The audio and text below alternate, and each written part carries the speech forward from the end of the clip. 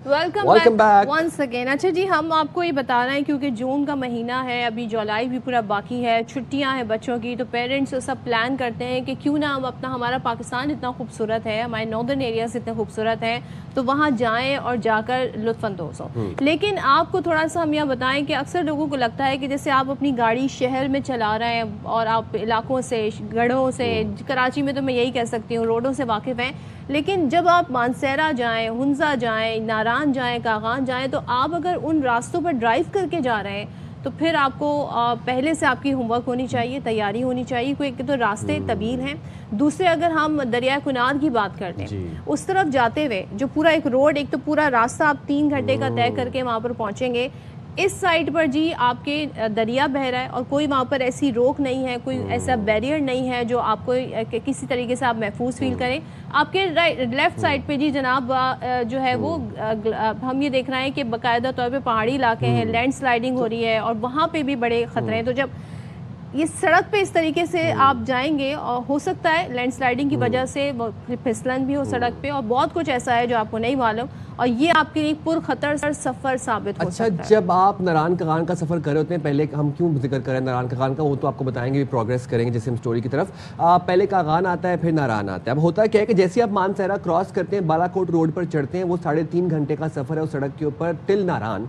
अब बालाकोट रोड के साइड पे कोई हिफाजती बाड़ नहीं है, वहाँ पर गहरी गहरी खाइयाँ हैं और उसके बाद नीचे, उन खाइयों के नीचे दरियाए कुनहार बह रहा है। अच्छा, वो दरियाए कुनहार जो है वो कभी ऊपर भी आता है, जब आप आगे सफ़र करते हैं वो आपके साथ भी आ जाता है, लेकिन वो इनिशियली वो बहुत नीचे है और उसके साइड पर बिल्कुल जैसे आपने कहा, दुरुस्त फरमाया कि कोई हिफाजती बाड़ नहीं है, कोई वो बैरियर्स नहीं लगे हुए, और वो बहुत एक डेंजरस सफ़र है। देन अगेन हमारे शहरियों को आदत होती है शहर में गाड़ी ड्राइव करने की, बस अब अपने मज़े में ड्राइव कर रहे हैं, गाने ऊंची आवाज़ में लगाए हुए हैं। अब हुआ क्या, हम क्यों ये बात आपको बता रहे हैं, कागान में तकरीबन आधी रात को एक कार 300 फुट गहराई में जा गिरी।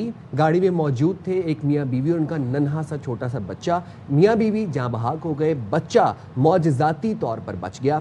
कई घंटे बाद जब रेस्क्यू हुकाम दरियाए कुनहार के किनारे जाए हादसा पर पहुंचे तो उन्होंने देखा कि तबाह हाल गाड़ी से चंद फुट की दूरी पर एक जोड़े की लाश पड़ी थी, मगर उन्हें यह देखकर ताजुब हुआ कि करीब 3 साल का बच्चा वहां से पत्थर से टेक लगाकर खामोश बैठा था।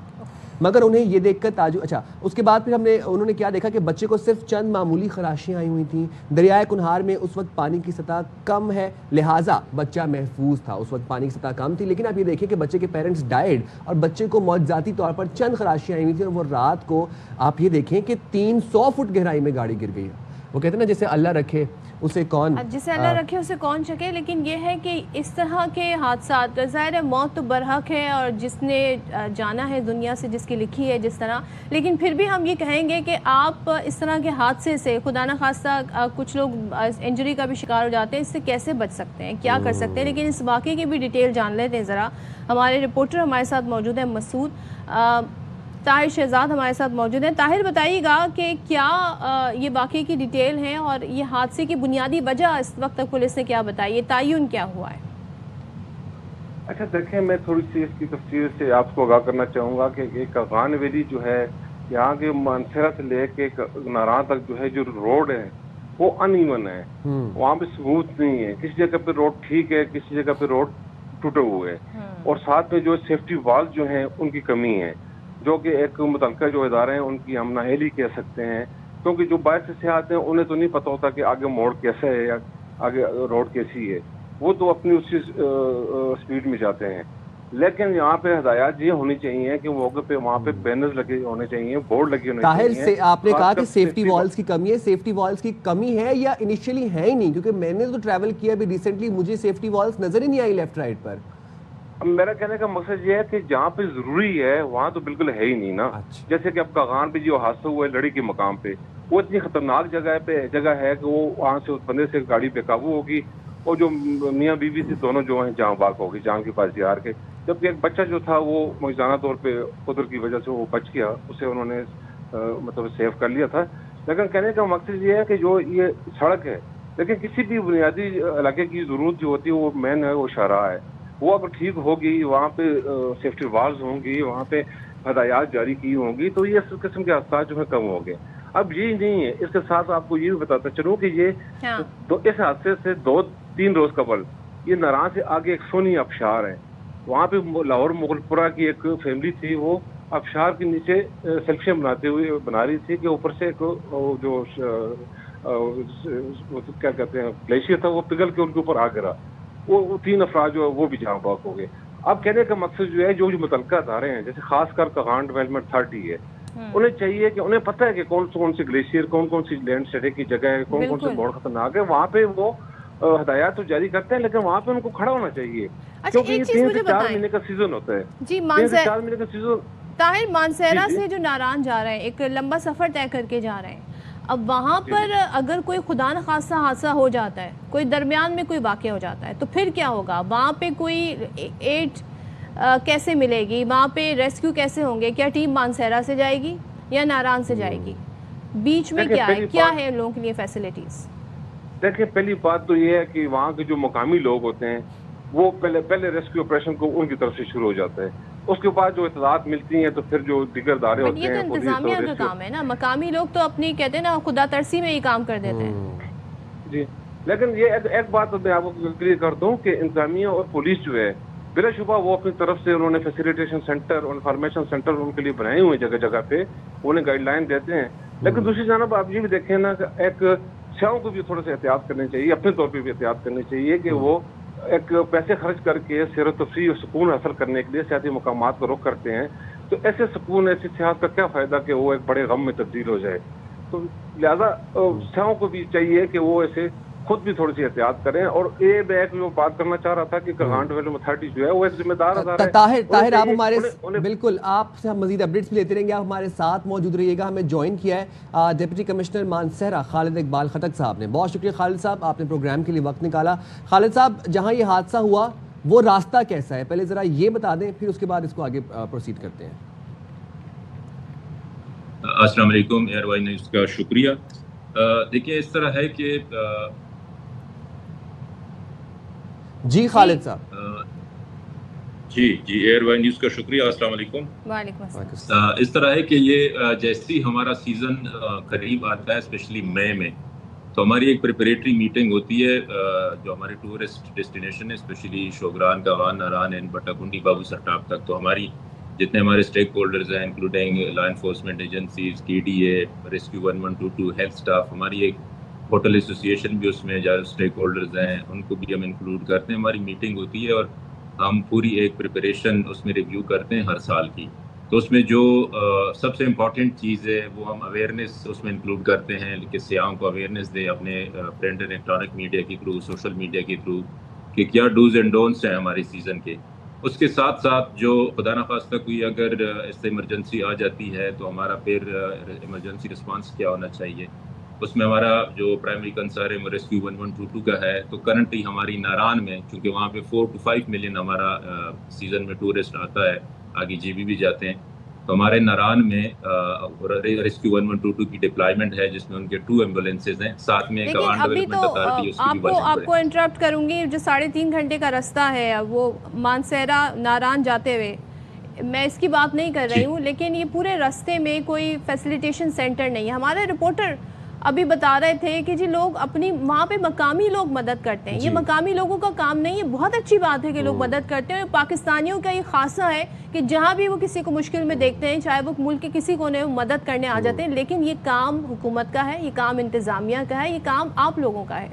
تو پھر ابھی تک وہاں پہ بالکل آپ کی بات ٹھیک ہے, میں ایگزیکٹلی اسی کی طرف آ رہا ہوں. یہ ہمارا جو مانسہرہ ٹو ناران جو اسٹریچ ہے دیٹ از 124 کلومیٹر, وہ ہمارا 124 کلومیٹر کا اسٹریچ ہے. روڈ چونکہ زگ زگ ہے تو ہمارے فیسیلیٹیشن سینٹر, ایک ہمارا ٹورسٹ فیسیلیٹیشن سینٹر ڈمگلا پہ ہے, ایک اسلام آباد پہ ہے, اور ناران پہ جیسی آپ انٹری کرتے ہیں ایک وہاں پہ ہیں. وہاں پہ ٹورسٹ کے لیے ہماری جتنی سروسز ہیں, آگے جو ایمرجنسی نمبرز ہیں, کہاں کیسے انہوں نے اگر خدا نخواستہ کوئی ایمرجنسی ہوتی ہے کیسے کنیکٹ کرنا ہے, ایمرجنسی نمبرز ہیں ہمارے ریسکیو 1122 کے ہیں, پولیس اسٹیشن کے ہیں, وہ سارے 3 جگہوں پہ ٹورسٹ کے لیے اویلیبل ہیں. ساتھ میں چونکہ روڈ زگ زگ ہے اور جو ڈاؤن ڈسٹرکٹ سے لوگ آتے ہیں وہ اس طرح کے روٹس کے عادی نہیں ہیں ڈرائیونگ کے, تو ہمارا کیوائی میں ایک 1122 کی ڈپلائمنٹ ہے ایمرجنسی کے لیے, اور آگے ناران میں ہے. ساتھ میں ہم نے جو ہماری پہلے بیچ جو ہوتی تھی بیسک ہیلتھ یونٹ ناران کی جو ایمرجنسیز کو کیٹر کرتی تھی، اس کو ہم نے اس سال اپ گریڈ کیا ہے تقریباً 8 کروڑ کی لاگت کے ساتھ، اور رورل ہیلتھ سینٹر بن گئی. اس میں ہمارے 2 medical officer, paramedic, sufficient medicine deployed ہیں، اور جتنی ابھی تک ایمرجنسیز ہوئی ہیں سارے وہی ٹیکل کر دی. سر آپ بالکل صحیح کہہ رہے ہیں، لیکن یہاں پر یہ چیز بھی بڑی امپورٹنٹ ہے. بات ناران اور مانسہرہ کی نہیں ہو رہی.